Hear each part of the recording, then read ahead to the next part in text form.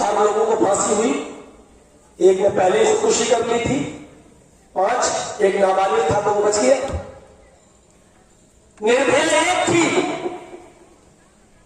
اس کو مارنے والے 4 تھے، 5-6 لوگ تھے، ایک نابالغ تھا اس کو 3 سال کی سزا ملی وہ چھوٹ گیا، ایک یہاں جیل میں خودکشی کر کے خود مر گیا، بچے 4 ان کو لٹکا دیا گیا پھانسی کے پھندے پر۔ جان تو ایک کی گئی، ان لوگوں نے مل کے ایک کی جان لی، اور اس ایک کے بدلے میں جان کتنے لوگوں کی گئی؟ 5 لوگوں کی، ایک نے خودکشی کی اور 4 پھانسی کے پھندے پر لٹکا دیے گئے۔ انصاف نظر آ رہا ہے؟ حالانکہ شریعت بھی یہی کہتی ہے اگر 20 لوگوں نے بھی مل کے مارا کسی ایک کو تو 20 کو قتل کیا جائے گا، لیکن ایک آدمی نے ایک کو قتل کیا، ہم ہیں ایک کو قتل کیا اور جرم ثابت ہو گیا تو سزا کیا ہے؟ پھانسی۔ سعودیہ میں ہوئے تو قتل، لیکن اگر ہم نے 50 کو مارا ہے تو اکیلے ہم نے اگر 50 کو مارا ہے تو سزا کیا ہے؟ پھانسی۔ ایک کو مارا تب بھی پھانسی، 50 کو مارا تب بھی پھانسی۔ جن ہم نے 50 کو مارا تو ہمیں ایک پھانسی لگ رہی ہے، تو یہ ایک آدمی کے قتل کی سزا ہوئی، ابھی 49 قتل کی سزا بھی باقی ہے جو دنیا کی عدالت ہمیں نہیں دے سکتی ہے، نہیں دے سکتی ہے دنیا کی عدالت۔ ہم نے 10 کو قتل کیا، ہمیں بھی سپریم کورٹ کے فیصلے میں ہمیں بھی مجرم ثابت کر کے ہمیں سزائے موت سنا دی، ہمیں سزا مل گئی۔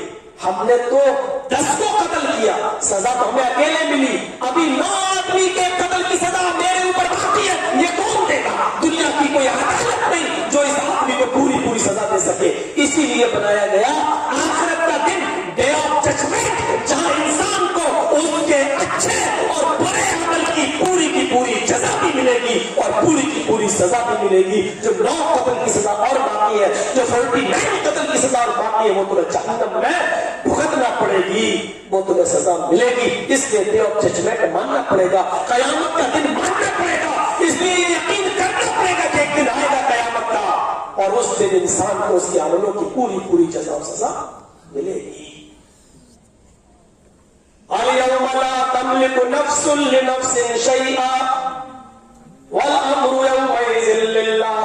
آج کے دن کوئی کسی کا پرسان حال نہیں، آج کوئی نفس کسی نفس کی، آج کوئی انسان کسی انسان کا مالک نہیں ہے۔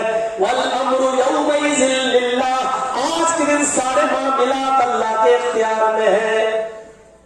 کھڑے ہوں گے سب لوگ لائن سے، سعودیہ کا بادشاہ بھی ہوگا، پاکستان کا وزیر اعظم بھی ہوگا، ترکی کا طیب اردوغان بھی ہوگا، شام کا بھی ہوگا، سیریا کا بھی ہوگا، عراق کا بھی ہوگا، ایران کا بھی ہوگا، ملیشیا کا بھی ہوگا، آپ کے انڈیا کا بھی ہوگا۔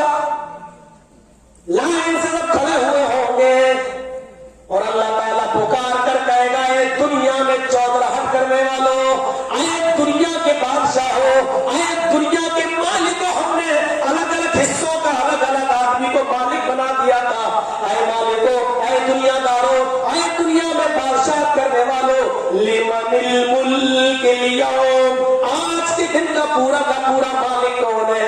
آج کے دن کا پورا بادشاہ کون ہے؟ آج کے دن بادشاہ کس کے ہاتھ میں ہے؟ چیخ کر کہیں گے لوگ، للہ الواحد القہار، آج کے دن کا پورا بادشاہ تو اللہ ہے جو اکیلا ہے اور زبردست ہے، واحد قہار ہے، وہ اکیلا اور زبردست ہے۔ آج کے دن کی پوری بادشاہ اسی کے ہاتھ میں ہے۔ اس دن کا بھی یقین ہمیں کرنا ہے۔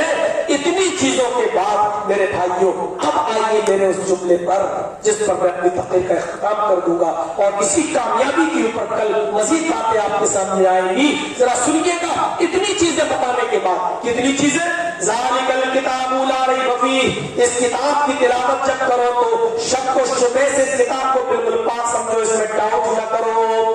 پہلی چیز ھدی للمتقین، دوسری چیز یہ کہ جب قرآن پڑھو تو تقویٰ ہو، ڈر ہو، تب تو تمہاری زندگی زندگی میں ہدایت آئے گی. اگر ڈر نہیں، اللہ کا خوف نہیں ہے تو ہدایت تمہیں نہیں ملے گی. دوسری چیز، تیسری چیز، الذین یؤمنون بالغیب، چھپی ہوئی چیزوں پر، جہنم، جنت، اللہ، فرشتوں پر ایمان رکھو. اور جیسے بتایا گیا اس طریقے سے ایمان اس کے اوپر ہونا چاہیے. جو لوگ یہ رکھتے ہیں وَيُقِيمُونَ الصَّلَاةَ، اور جو نماز قائم کرتے ہیں، اپنے وقت پر نماز کو پابندی کے ساتھ پڑھتے ہیں، حلال و حرام کا خیال رکھتے ہوئے حلال رزق کھا کر نماز کے لیے جاتے ہیں، حرام سے بچتے ہیں. اس کے بعد بتایا گیا وَمِمَّا رَزَقْنَاهُمْ يُنْفِقُونَ، اور جو ہم نے رزق اتارا اس میں سے وہ خرچ کرتے ہیں.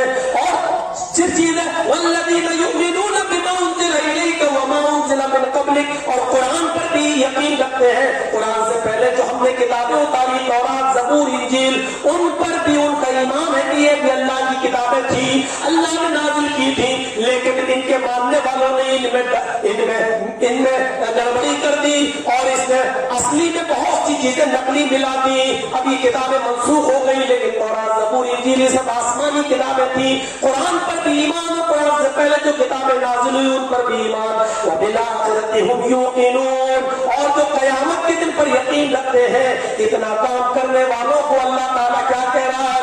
أُولَٰئِكَ عَلَىٰ هُدًى مِّن رَّبِّهِمْ، یہی لوگ ہیں جو اپنے رب کی ہدایت پر ہیں. وَأُولَٰئِكَ هُمُ الْمُفْلِحُونَ، اور یہی لوگ ہیں جو کامیاب ہونے والے ہیں.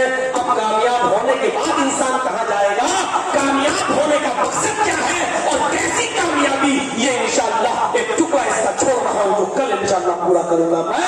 ہم اللہ سے دعا کرتے ہیں کہ ہمارے اللہ ہماری زندگیوں میں انقلاب پیدا فرما دے. اے اللہ ہمیں قرآن کریم پر پکا سچا ایمان رکھنے والا بنا دے. ہمارے اللہ ہم تو سے یہ بھی دعا کرتے ہیں کہ ہمیں پکا سچا نمازی بنا دے، جنت کی نعمتوں کے لیے نیک عمل کرنے والا بنا دے، اور جہنم کے عذاب سے بچنے کے لیے گناہوں سے بچا لے. اے اللہ قیامت کے دن کی تیاری کرنے کی ہمیں توفیق عطا فرما، اور جب تک تو ہمیں زندہ رکھ، اسلام کو زندہ رکھنا، اور جو ہمارا خاتمہ ہو بھی ایمان پر ہمارا خاتمہ فرمانا. وما علینا الا البلاغ المبین، وآخر دعوانا الحمد للہ رب العالمین. السلام علیکم ورحمۃ اللہ وبرکاتہ.